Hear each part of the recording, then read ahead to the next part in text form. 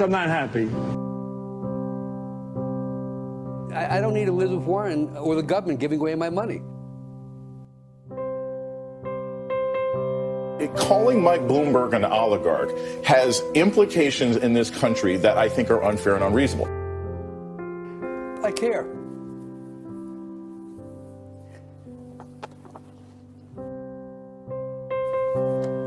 That's it.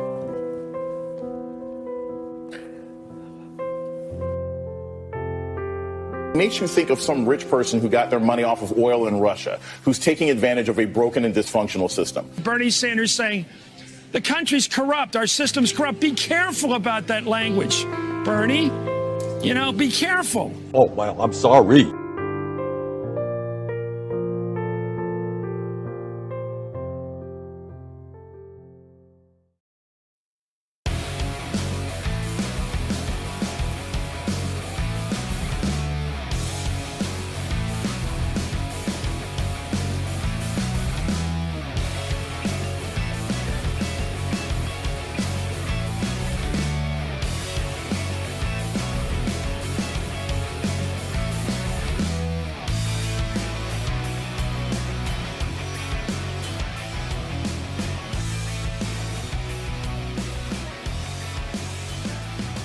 Around the nation, TYT Nation, Jeff Walter here with you. Welcome to the show. It's Thursday, almost the end of the week. Boy, do we have some interesting stories for you today, including an attempt to take down Dr. Fauci by Jacob Wohl. Of course, Jacob Wohl is at it again, and this time, obviously, it didn't go quite like he planned, but that seems to happen to Jacob Wohl a lot. And of course, his friend Jack Berkman. We have some interesting quotes from somebody who had worked with Berkman and Wohl to try to go after Dr. Fauci. So that is an interesting story. I love it. Then that's later on in the show, of course. First, we've got, of course, Axl Rose versus Steve Mnuchin. Yeah. That's a fun story. We also are going to talk about an ex-prime minister of Australia coming after Donald Trump. That's fun as well. We've got Donald Trump making an appointment to the post office, the postmaster general. That's bad news. Terrible for the post office. And of course, anybody who relies on the post office. We've also got an attempt to try to bring oil prices back up. Yes, this was a story that was actually broke by TYT, and I want to talk about it as well because it shows how little they actually care about regular people. And of course, they really do care about corporate profits more than anything. So, all right. Anyway. Now, before we do get into this, we have some breaking news, and that's the Justice Department has dropped charges against Michael Flynn. So, Michael Flynn lied to FBI agents, right, during the Mueller report, and the Trump Justice Department says, you know what? No, we're going to drop the case. Now, this is according to the Washington Post here. They said the Justice Department dropped charges against former National Security Advisor Michael Flynn, pled guilty to lying to the FBI about Russian contacts during the presidential transition. This is a reversal by the Justice Department in the case of the former three-star Army general who was convicted in Special Counsel Robert Mueller's investigation of interference in the 2016 U.S. presidential election. So now here's the thing. So, look, do I believe that there was Russian interference in the 2016 election? I do believe so. Yeah. Memes, troll farms, that kind of stuff. Do I believe that it had a big election? Or I'm sorry, a big impact on the election? No, I actually don't. I think Hillary Clinton lost because she was a terrible candidate. And the people that the Russian memes and Facebook posts really got to and had an impact on are people that were never going to vote for Hillary Clinton in the first place. So you had a lot of people Look, this was mainly spread, of course, by right-wing blogs. And you had a lot of, and look, they love to blame Bernie Sanders supporters for this, right? Bernie Sanders supporters sometimes are not leftists, right? There are some non-leftist Bernie Sanders supporters. And you might think, well, now, wait a minute. No, he's crazy leftist, right? No, there are Trump supporters that are like, look, I like Bernie's honesty.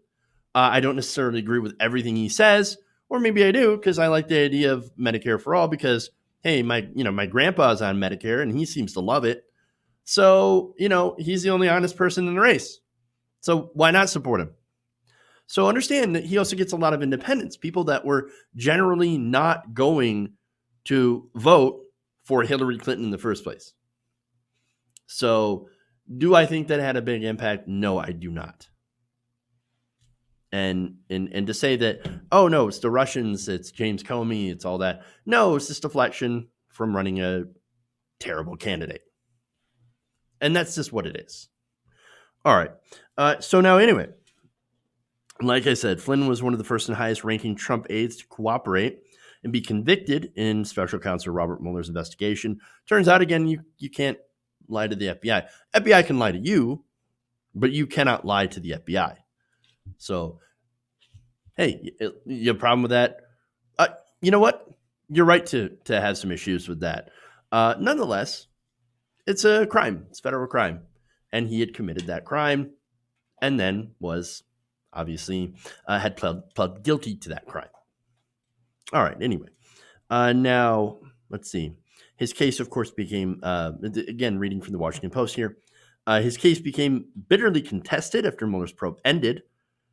Flynn's new defense lawyers began moving to void his conviction, alleging he was a victim of a partisan conspiracy by prosecutors, federal investigators, and even his initial attorneys. It's a lot of people. His new defense team also alleged he was insufficiently represented by one of Washington's most prominent law firms, Covington and Burling, when he entered his guilty plea. Now, Trump appointee Attorney General, that's William Barr, who's basically a Trump fanatic, a flunky, somebody who, sides with Donald Trump on basically everything, is like, okay, well, hey, you know what? Let's drop it. After he named U.S. Attorney Jeff Jensen to review the cases handling by the federal prosecutor's office in Washington, which took over the Mueller cases last year. Jensen made the final recommendation. I wonder why.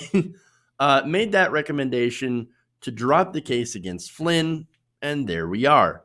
So Flynn gets to walk, and that's it. Flynn gets to walk. So that's another thing that Donald Trump, another piece of ammunition. They can say, look how, feckless the Democrats are. Look how the Mueller report turned out to be. Fake news, deep state, all this stuff that just bolsters his case. And, of course, hurts the Democrats when it comes to the election. And so there it is. That's the newest news on that one. Awesome. All right, moving on. Let's have a little fun.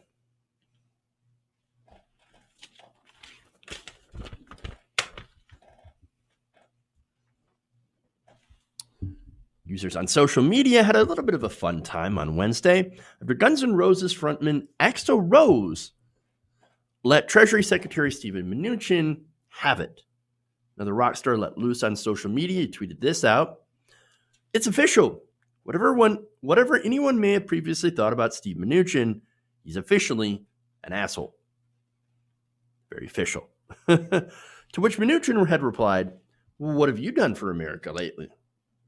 Now, I love that response because it's like, oh yeah, what have you done? It's always fun, and I see this whenever, I've argued with plenty of people about like, hey, the government's not doing enough to take care of people or to do this. Oh yeah, what are you doing? Well, I'm not an elected official. That's not my job. Hey, if it was my job, then I would be doing everything I could to do that, but it's not. It's literally your job. It's literally Steve Mnuchin's job to help the American people. So it's a curious question, right?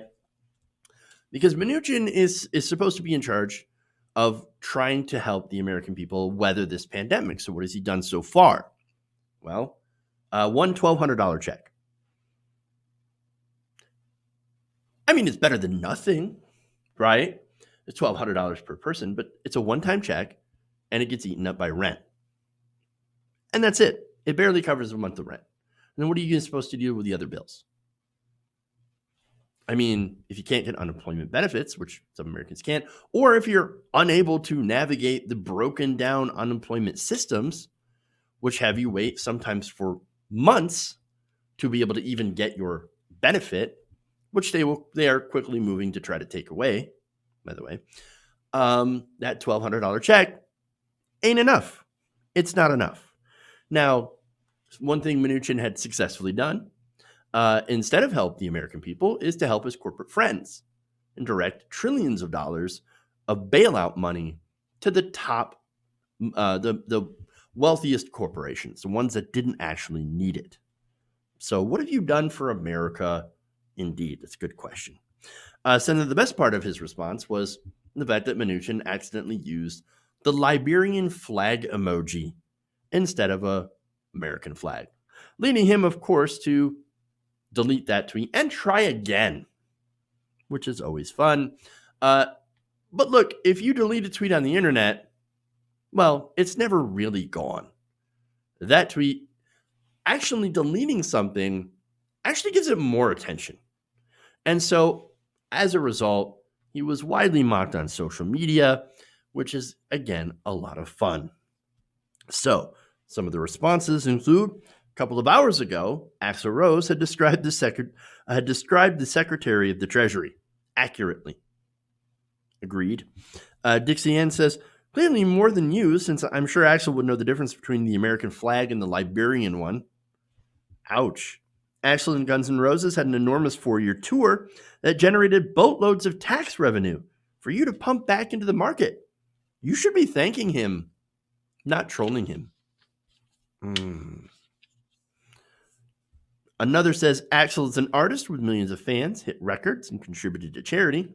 Steve is a former investment banker from Goldman Sachs and a wannabe producer who stumbled his way into becoming Secretary of the Treasury and is part of the bungled federal response to COVID-19 and the Paycheck Protection Program. So now the PPP loan program, right, was very poorly administered. There were a lot of companies that actually got bailouts that shouldn't have, and that ended up having to return that money. That was overseen by Steve Mnuchin. And now there is also a lack of oversight for one of the other bailout programs, which can be leveraged many times, up to 10 times, by corporations up to $5 trillion. It's just a nice bailout slush fund that could also end up benefiting his boss. Now, more.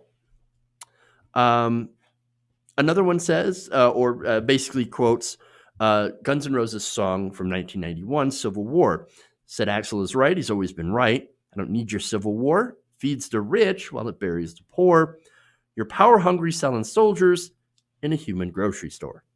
So, again, that was all the way back in 91, Guns N' Roses. Another person says he's done some good stealing, and links to an article about, of course, Mnuchin's rampant corruption at the Treasury Department. Another says he didn't delay coronavirus economic recovery checks so Trump could get his name on them. Also true. Another in the chat here says, I don't believe Axl made his money foreclosing on people like Mnuchin had at One West Bank, in which Kamala Harris refused, of course, to prosecute him for. Very important. Another one says Axl isn't searching his name on Twitter to try to dunk on people during one of the worst economic collapses in our nation's history, while he is supposed to be managing our fiscal policy. And another one says, thank you, we've gone too long without any cabinet secretaries fighting with members of Guns N' Roses on Twitter. What's next? Somebody fighting with Trapped? Oh, wait, that's already happened. To be fair, though, Trapped is on the Trump side. Yeah. All right. Look, perhaps Mnuchin's time would be better spent actually working for the American people instead of the donors. And instead of feuding on social media. Maybe some of the people who still haven't received their relief checks might actually start to see them.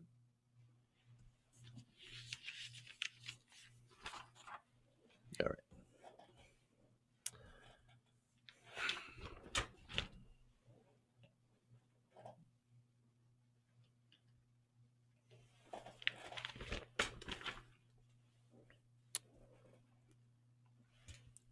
It appears President Trump is getting a little criticism from down under when it comes to his COVID-19 response. But this is former Australian Prime Minister Kevin Rudd, who had published a piece in Foreign Affairs. Now, in it, of course, he discusses the power struggle between the U.S. and China and how COVID-19 has, of course, impacted both nations. Now, Rudd did criticize the Chinese government and noted how they will probably fare badly at home once this is all over. However, saves his biggest criticism for the Trump administration.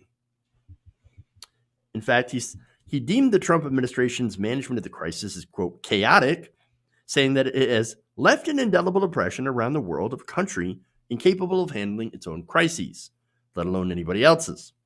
And it is cementing the international divisions in the country, which he believes add a further constraint to U.S. global leadership.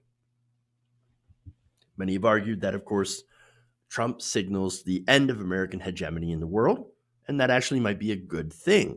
Since America's leadership in world affairs since the Cold War, in my opinion, has been a little less than positive. Asking a leftist government in South America, oh, wait, really aren't any.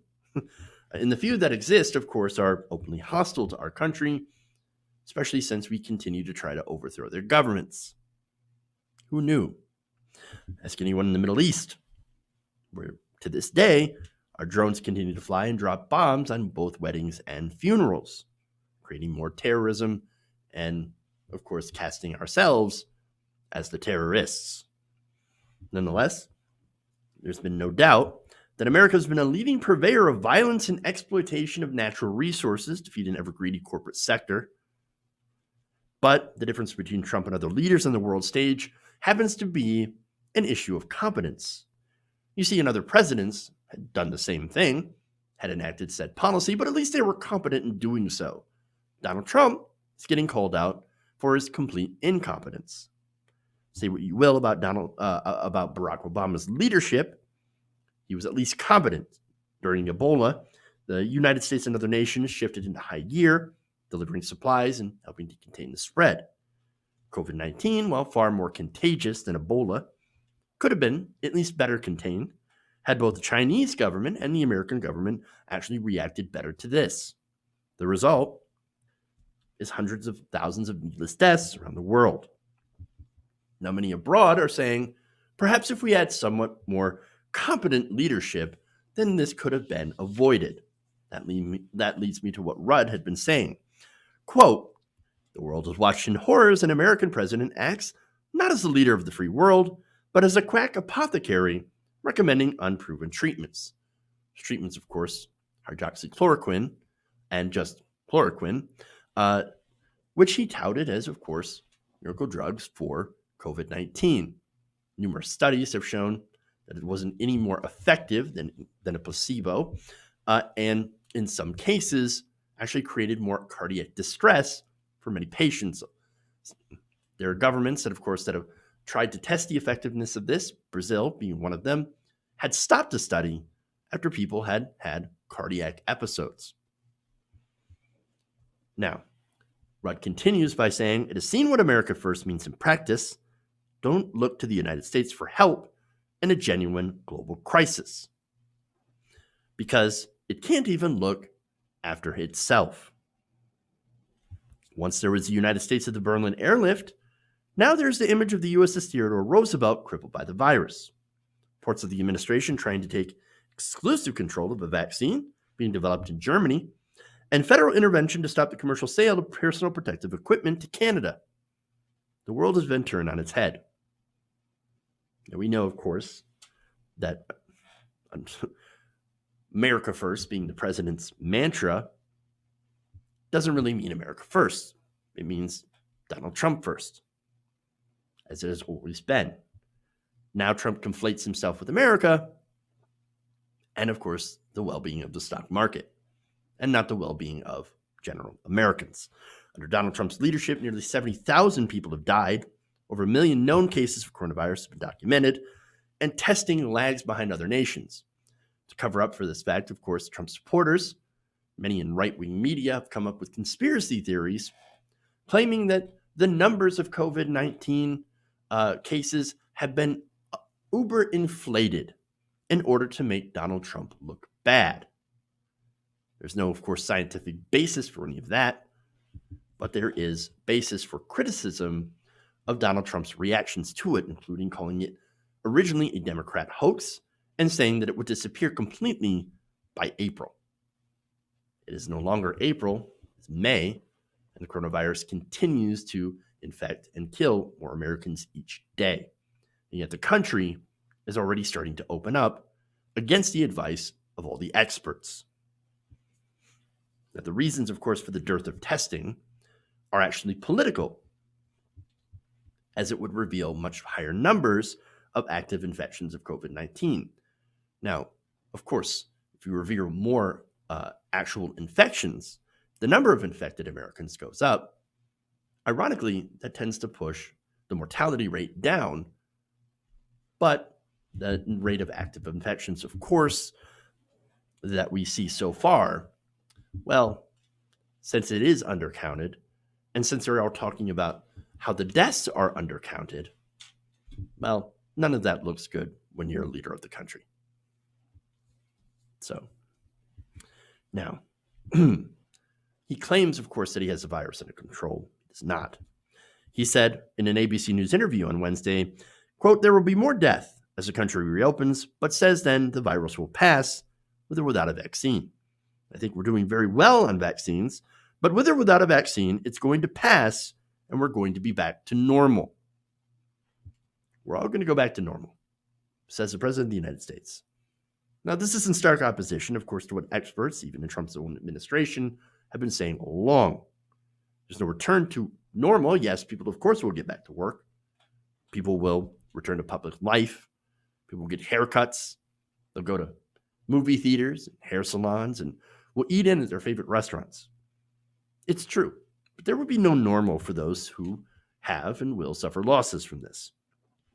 Losses that in many cases didn't actually have to happen. This was the danger of the Trump presidency. For years, others on the left, had warned people about what would happen if Trump were in charge during a major emergency. Now, we know. The death toll will not end at 70,000 Americans. The administration admits itself that more death will happen. Not that it's likely or possible, but that it will. Texas Governor Greg Abbott admitting, yes, when we reopen the state, we will have more deaths. Ipso facto, it will happen. You have Trump himself saying we need to accept that we will have more deaths as we reopen the country, but we must reopen the country. The same is echoed by former New Jersey Governor Chris Christie, who also admitted that we must get used to the idea that more and more people will die. There are projections, of course, of the death toll by June 1st reaching nearly 3,000 people a day. That will be absolutely disastrous when that happens, or if that happens. And it will happen if states continue to open up too early and stop flattening that curve. But here's the thing. To them, your life is an acceptable cost to reopen the economy. Your life is a sacrifice to capital, and that capital will not be denied. It's not just incompetent leadership that we have here in America, but it's also callous and undeniably sociopathic. The political ramifications of a Trump presidency could be enough to propel a very differently, although flawed but already damaged, candidate into the White House, or perhaps not. That's the very fear that leftists like myself have, that even with Donald Trump's incompetence, Joe Biden who also has a great deal of issues, more so than I believe Hillary Clinton had, to lose and usher in a second term to an already dangerous president. Regardless of what happens, it's very clear that the United States has lost a lot of respect among the world, and the goodwill from the programs like the Marshall Plan has already run out. Perhaps some good can come from this. Perhaps a reorienting of our foreign policy goals, and maybe a reining in of our exploitative corporate sector could be the best overall outcome in the long term. Now, none of that will happen, of course, and as long as the power is still concentrated in the hands of the old guard. However, time is on our side. People under 45 being massively to the left on most issues, perhaps eventually America will once again begin to live up to her ideals. Only time will tell.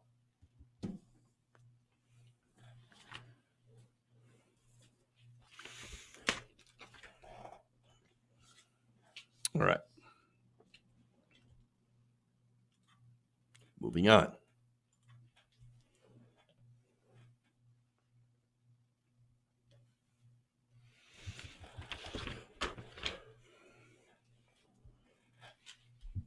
The far right has been on a sustained attack against Dr. Anthony Fauci ever since he advised the president to lock down the country in order to prevent the spread of coronavirus. Now, they've done, of course, everything, including holding rallies and doing social media posts, trending with Fire Fauci, to even launching sexual assault allegations against him. Now, I had not heard much about this, but apparently several weeks ago, a sexual assault allegation had come out against Dr. Fauci. Didn't hear about it in the news, didn't hear about it from anyone. Now it's getting some renewed attention. You see, these allegations have been brought forward by allies of President Donald Trump. Now, unfortunately for those allies, it has been debunked by the very woman that claims that she was paid to make them and has a recording to back her up. Now, the woman says that Jacob Wohl and his frequent accomplice, Jack Berkman, persuaded her to cast Fauci as an assailant using details from an actual sexual assault that she had survived just after high school. And they had paid her to do it, by the way. This is according to an article in the libertarian publication Reason. Now, the woman is named Diana Andrade, and she had emailed Reason to speak about that plot and her recording. Now, the reality, she says, is that I've known Jacob since 2018, and that he charmed me into taking money to do this. Now, they, of course, had been romantically linked. Now, she says, they also had me do something like this back in January. When explaining to her why she was looking to do this, she said that he had made an argument that she was very uncomfortable with. Quote, "Let me tell you something, Diana," says Berkman on the 9-minute, 35-second call. "This guy shut the country down. He put 40 million people out of work. In a situation like that, you have to make up whatever you have to make up to stop that train, and that's the way life works, okay? That's the way it goes." That's the way it goes. Putting out false allegations is a political weapon to remove somebody who is inconvenient to the president's election chances. That's just how life works. Only if you're a paid political hack. And yet, in a sick way, he's actually kind of right. This is how things work. Now, it was at this point where, of course, Andrade had some doubts about finishing this plan, even though she had already gotten paid for doing it. Now, she had asked him, hey, COVID-19 is a serious thing, coronavirus, and Fauci is fighting coronavirus. Why don't you take this seriously? Berkman, however, upon hearing that, seemed excited about the idea of a mass number of American deaths. Now, you might think that is hyperbole. There's no way he would seem excited about the death of thousands of Americans. Well, here's his quote. He told her, "Mother Nature has to clean the barn every so often. How real is it? referring to COVID-19. Who knows? So what if 1% of the population goes? So what if you lose 400,000 people? 200,000 were elderly. The other 200,000 are at the bottom of society. You got to clean out the barn. If it's real, it's a positive thing, for God's sake. Now I have a question. What is it exactly that gets cleaned out of a barn? Well, I have an answer, of course, for that. Excrement. Horseshit, essentially, which is what this is. He says half the victims are elderly and the other half are at the bottom of society. So now the people that are most affected by COVID-19 are the elderly and people with compromised immune systems or other pre-existing conditions, especially if you have things like heart disease or asthma, other conditions that make it easier for there to be complications with this virus.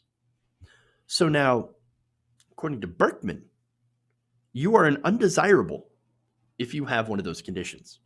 You're at the very bottom of society and deserve to die. Your life is equal to the excrement being shoveled out of the barn. There is no low that is too low for the right wing. Now, after she voiced her disgust over that horrible argument, she was asked this: "What could be wrong, Diana? You did a good job. You got paid. What's the problem? What seems to be the issue?" She got paid, and so she was expected to be absolutely okay with everything that he had said and done. I mean, you got your money. That's what this is always about. Money, and yes, power for me and my friend, who are desperately trying to get the attention of Daddy Trump. He also continues by asking, saying, "You're freaking out. You're texting me late at night. What's the issue?" What is the issue indeed? Look, she took the money, but then had second thoughts. What changed her mind is that she said that they had asked her to recruit another girl. Quote, "I ignored his inquiry about this, but it led me to feel like I needed to blow the whistle." After that call ended, of course, Andrade decided to send the recording that she had made the call to Reason. So she had had doubts before, recorded the call, and then decided to send it out after they had asked her to recruit another woman. Understand that this person is not a good person. There are no good people. There are no winners in this story.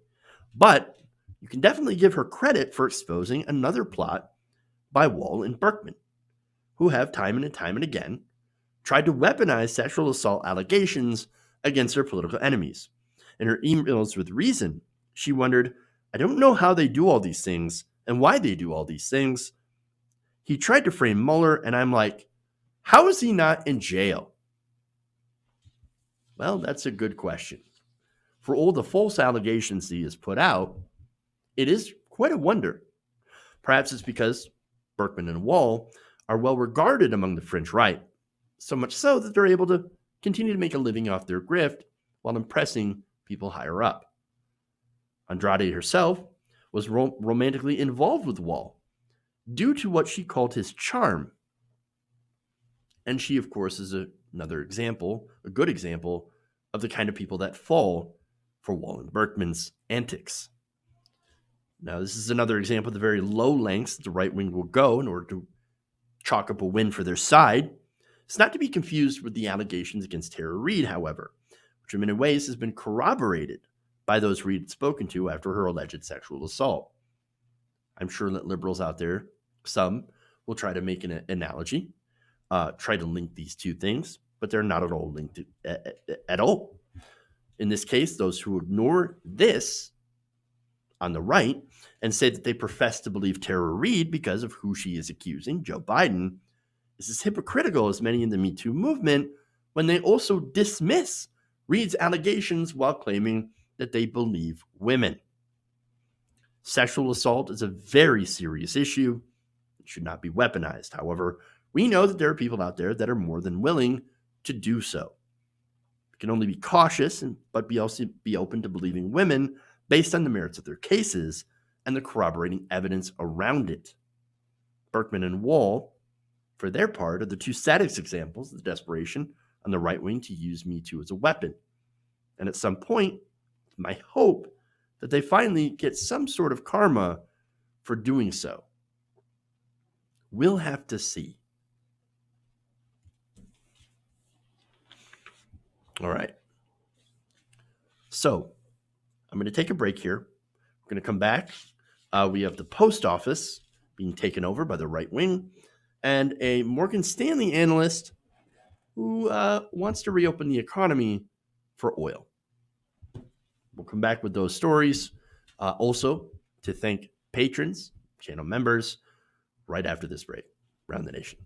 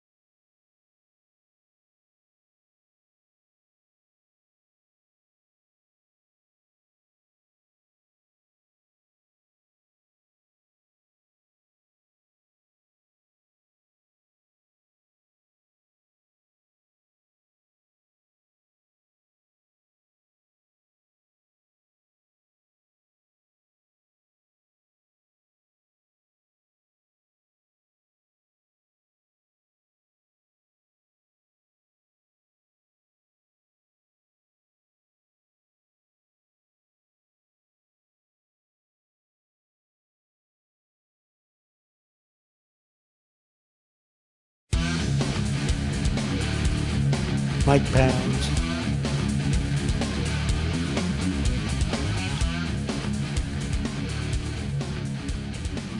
Welcome back to the show.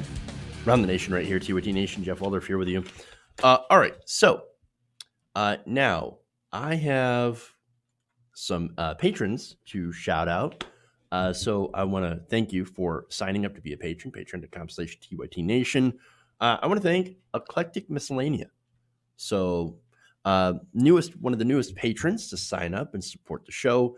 Thank you, Eclectic Miscellanea. That's awesome. And I also want to thank Dave Bukowski for also signing up to be a patron as well. It's patreon.com/TYT Nation. That's how you can support independent progressive media. Now, we also have channel memberships. I want to thank some channel members here, including No Man's Jam and Amadou Diallo. So thank you for signing up. You can, of course, help that way through or by hitting the join button below. All right. So with that, also thank you, Kathy Harvey, for upgrading your membership. Do appreciate that. So there's a lot of stuff going out in the chat here, and I want to just address this here.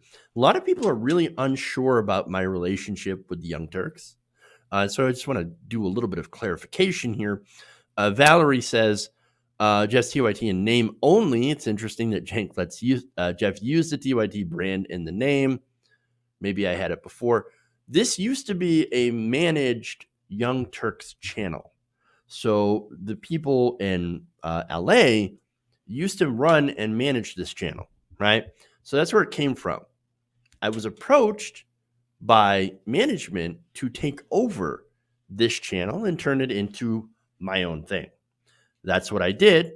But we are technically still part of the Young Turks network. I am part of the TYT MCN on YouTube. And so, of course, I get, monthly meetings with the Young Turks to where, we can talk about, I guess, how the channel is progressing and things like that. And so, yes, I am very much a part of the Young Turks network, the same as Kyle Kalinske, the same as Mike Figueredo, the Humanist Report. So we're all part of this TYT umbrella. And so, one of the perks of that is, of course, I'm able to get backstage access to any sort of the Young Turks event. And I've used that pretty extensively. And so we're part of that. And my YouTube revenue goes through that company and then comes back to me. It's, of course, revenue that I make through YouTube ads, but it goes through the company and comes back to me. So it's weird how it works. But yes, we are definitely part of the Young Turks network. I did not break off. No. David Dole does a great show as well. That's Rational National. Absolutely. So, yeah. Thing is, too, is the Patreon all goes to me. And so that's the way, if you want to support the show, you can, of course, go through Patreon. And that's the way that goes definitely to me. All right. The Majority Report's also part of the TYT network, by the way. I know a lot of people, again, have this weird communication. They think that Cenk is my boss, which he runs the network, and he's, gave the channel to me, but is, not my boss. I don't report to him or anything like that. So it's kind of a weird relationship, but I'm independent, but also part of a bigger group. It's weird. All right. Anyway, so there's a couple here. All right, that guy's an asshole, so bye.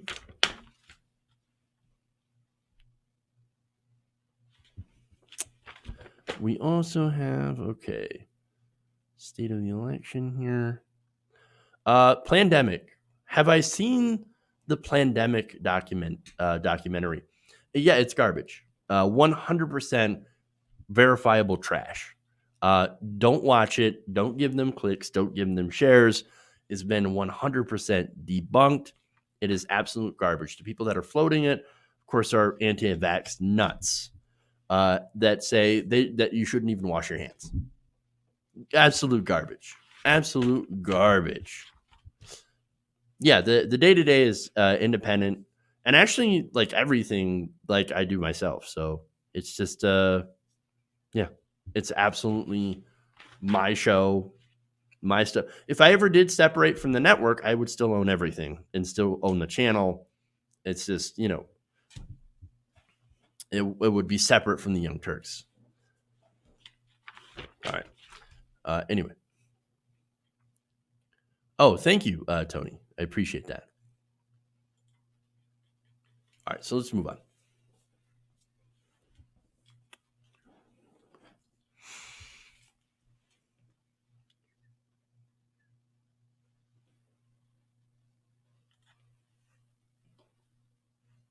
Oh, that's not right.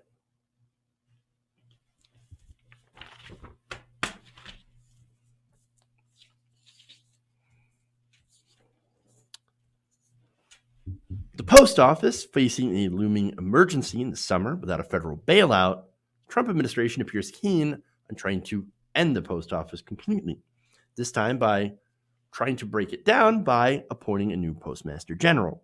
So now this is Jake Johnson from Common Dreams. He reports this.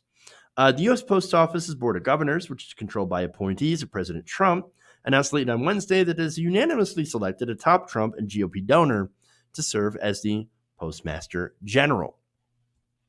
In a statement, the Board of Governors touted Luis DeJoy's experience as an accomplished business executive in North Carolina, because that's, of course, exactly who you want to have run the post office. I mean, have it run as less of a national service, which is supposed to be, and more of a business corporation. Now, the Washington Post reported that DeJoy, the head of the fundraising for the Republican National Convention in Charlotte, is set to become the first postmaster general in 2 decades who did not ever actually work at the post office, did not rise to the agency's ranks. This has been met by, of course, a lot of criticism from Democrats in office, including Representative Jerry Connolly, who slammed the selection of an executive and GOP donor with no experience. Now, look, had he been a GOP donor and executive that had worked his way through the post office, at least it would make more sense because he would be familiar with how the post office works, how it runs. That is not the case here. Connolly, he said, quote, President Trump rewards a partisan donor by installing him at the United States Postal Service. The Postal Service is in crisis and needs real leadership and someone with knowledge of the issues. This crony doesn't cut it. And right now, of course, the post office is struggling to weather the sharp decline in mail volume brought on by the COVID-19 pandemic. Finds itself, of course, in especially dire straits as a result of the 2006 congressional mandate requiring it to fund its retirees' health benefits through 2056. That is a burden that no other company has to bear, or I should say no company has to bear. UPS, FedEx, they don't have to do that. The post office does, and so that is a huge financial drain on their resources. They could stay in the black without a bailout under normal circumstances. However, because of coronavirus, look, it's important to note the federal that the post office does not receive federal money to begin with. So it's not federally funded. It is funded through products and services. That's where it gets its revenue. Now, because of coronavirus, you have those products and services that are in less demand. And so that is a gigantic hit to their finances. As many of you are pointing out, one way to do that is to, of course, go out to help the post office, is to go out and buy stamps. Now, like private companies, the post office has been hit hard by the lack of business. In fact, last month, Postmaster General Brennan, who was stepping down in the summer, told members of Congress that the U.S. Post Office needs an infusion of $75 billion to avert financial ruin within the next several months. House Democratic leaders are reportedly pushing for $25 billion in emergency funding for the Post Service in the next COVID-19 stimulus package that, of course, would be phase 4. One person standing in the way of that, of course, is Donald Trump, who threatens to block any package, any legislation that puts any money towards bailing out the post office. Now, the reason, of course, that he hates the post office and calls it a joke is because that post office has a deal with Amazon. That deal, which helps the post office as well as Amazon, enrages the president because it helps Amazon, because it helps enrich Jeff Bezos, the owner of Amazon and the Washington Post, who, of course, criticizes him. The president's paper-thin skin threatens an American institution, as well as the November elections, which would have to be held amid COVID-19, mostly by mail. I mean, Trump's opposed to that idea, of course, at one point telling Fox News that if we had voting by mail, we would, quote, never have a Republican elected again. Of course. Now, the collapse of the post office would also help companies like UPS and FedEx deprive people in rural America vital mail services. Mail services, of course, that UPS and FedEx wouldn't do because it's unaffordable. Mark Diamondstein, president of the 200,000 member strong American Postal Workers Union, said in a statement last month, as they were struggling, quote, at a time when the country needs us now more than ever, Mnuchin and his Wall Street cronies are attempting to exploit the crisis to raise prices, demonize heroic postal workers, and cut services. Also, private delivery companies can profit. And one of the plans, of course, President Trump has been asking for the post office to do is to dramatically raise their rates, which, of course, would be paid for by us. Vanita Gupta, president and CEO of the Leadership Conference on Civil and Human Rights, also tweeted this on Wednesday, that it's hard not to be cynical about the motivations behind DeJoy's appointment. It's an ominous sign. The USPS is a public good. So many jobs, especially for people of color, and delivery of essential items depend on it, like medications, for example. And our democracy, vote by mail, the census amid COVID-19 depends on it. Look, it's not difficult to figure out what happens next. With DeJoy's appointment, the post office will attempt to privatize as much as constitutionally allowed. Perhaps even more so, because the president hasn't exactly been keen on following the law. Prices will likely rise for many Americans, an attempt to become more, quote-unquote, fiscally solvent, allowing, of course, UPS and FedEx, since they do not have such a mandate, to be able to undercut them on price and take their business. Not only that, but of course, you also have the attack on unions to be able to bust the union in order to bring down prices or to bring down costs during this crisis. All of these decisions can be made at the top. Make no mistake, this is an attack on a very vital piece of America, another example of the tearing down of the institutions by the Trump administration and the Republicans that were meant to serve the people.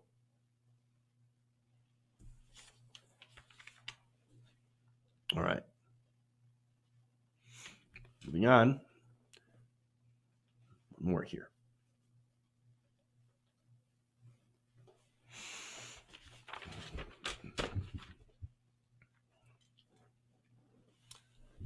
With many states still enforcing stay-at-home orders, which of course limit travel, oil prices have been very low.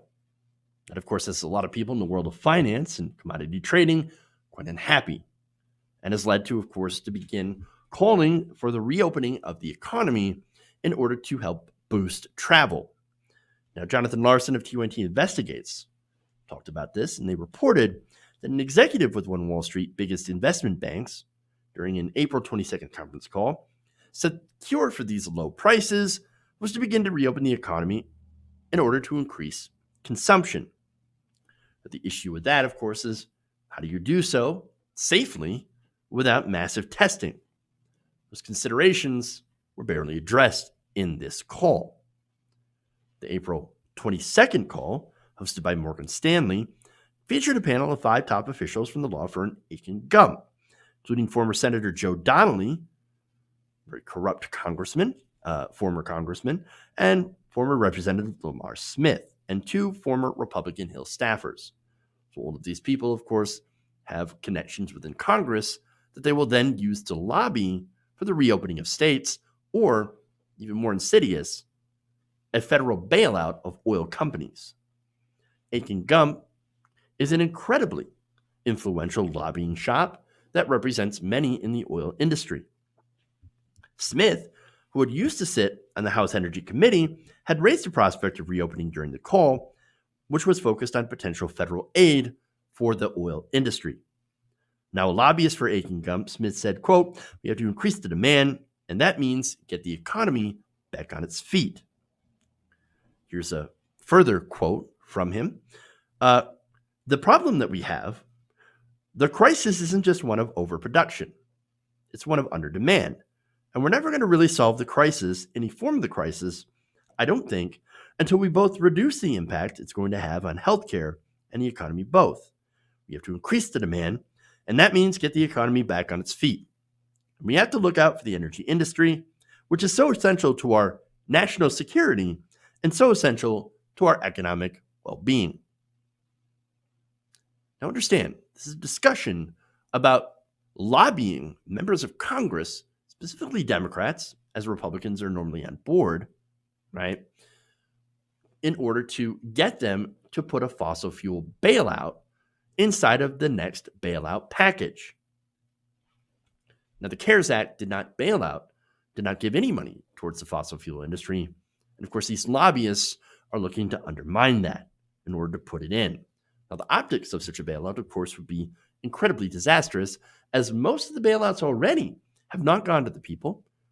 There was at one time $1,200 check for some Americans and increased unemployment benefits, but mostly these bailout packages have gone massively towards corporations, and large ones at that. And so now, that said, that's why they are talking about reopening the economy instead of just focusing on the bailout. Now, in fact, during the call, Morgan Stanley Executive Director Devin McDermott did say, "We definitely agree with Smith's point about increasing demand by reopening the economy. Problem is, what's the timetable look like?" He's on board with opening the economy. They both are. But without adequate testing, we don't have a really have a timetable in which to be able to do so safely. That is a bit of a problem. Now, here's the thing. Now, I had talked about this when we had basically a crash in the price of oil. Perhaps now would be a good time, when consumption is so low, as well as prices, to perhaps look for alternatives, invest alternatives. I mean, if you want to bail out the oil industry, why not, instead of using that money to bail them out, which are, of course, these companies are the most profitable corporations on the planet, instead, perhaps we should shift that money towards renewable energy, which might also need a bailout as well, as there's less spending, less people installing solar panels and the like, with, of course, people not buying a lot of things right now. I mean, this would be a great time to look into these alternative fuels. Instead, they're not going in that direction. Now, I want to give you a quote here from University of Maryland Carey School of Law professor Michael Greenberger, who was former head of trading and markets at the Commodity Futures Trading Commission. He told TYT, quote, "The real fear here is not that the demand is being reduced, but that the reliance on oil is being reduced by forcing the public to go to forms of alternative energy." He added, "These guys are sitting in a room fighting what history is presenting, that the demand for oil, even if we open up the country, is going down. And in this particular case, people are dying." Now, Larson, in his piece, also notes that Morgan Stanley is invested in an entire portfolio of oil industry companies, and in March was estimated to be carrying more than $3 billion in outstanding debt from oil and gas loans. Aiken Gump counts oil interests, including ExxonMobil and Chevron, as clients, billing each $50,000 in the first quarter of this year. So there are definite money concerns. They desperately want the prices of oil to go back up and for people to consume more so they can continue to make more profits. That's what this is about. It's not about the health of the economy, and it certainly isn't about national security. Of course, that is the argument they will use to try to reopen the economy. It's about national security. It's about national security. That's why we should also get the Trump administration to try to buy more oil for the strategic reserve. Yes, we're just looking out for the national security of this country. If you were really concerned about that, then why would you focus your entire energy policy on being able to buy oil from the world market, which comes from all over, every place in the world? Why not, if you were really worried about this, focus on creating energy at home using solar, wind, geothermal, and other forms of energy that don't require exploiting resources of another country? That would actually make far more sense than doing what we're doing now, but it also doesn't make them any sense, if you get my drift. Now, one more thing. There was a mention of aggressive testing, but unfortunately, there was only one mention of this. The focus of this call was meant on reopening or getting a bailout. It is very possible that they will get both, as many states are moving to reopen their economies, even though the experts say it is not quite time to do so. Congress is already deliberating a phase 4 package. With how much money the fossil fuel industry pumps into Congress at this point, a bailout is certainly possible, if not likely, which of course would be incredibly unpopular among the people if the people were also not given a bailout.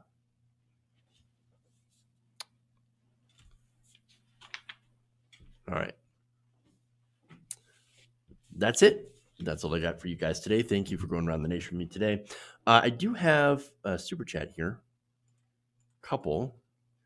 Would I support Jesse Ventura? Jesse Ventura is not in favor of Medicare for all. So he came out and he said, I'm not in favor of universal government-sponsored healthcare. If you're not for Medicare for all, I cannot support you. So that's my answer, which means I pretty much can't support anybody because they all suck. All right. Anyway, let's see. Thank you, Kathy, Tony, and again, Weary Pirates for sending that in. All right.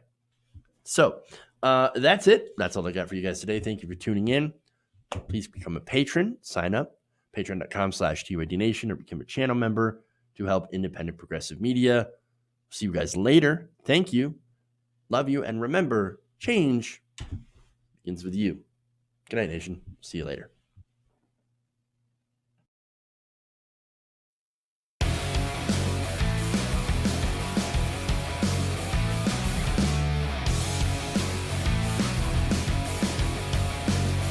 Please clap.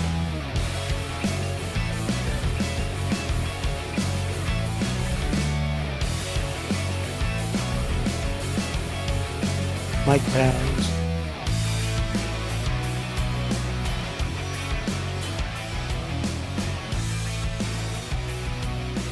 Why? You're getting nervous, man.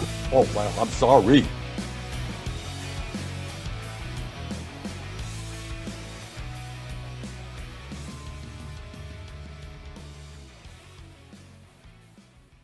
You're kicking me out the door. You're kicking me out the door.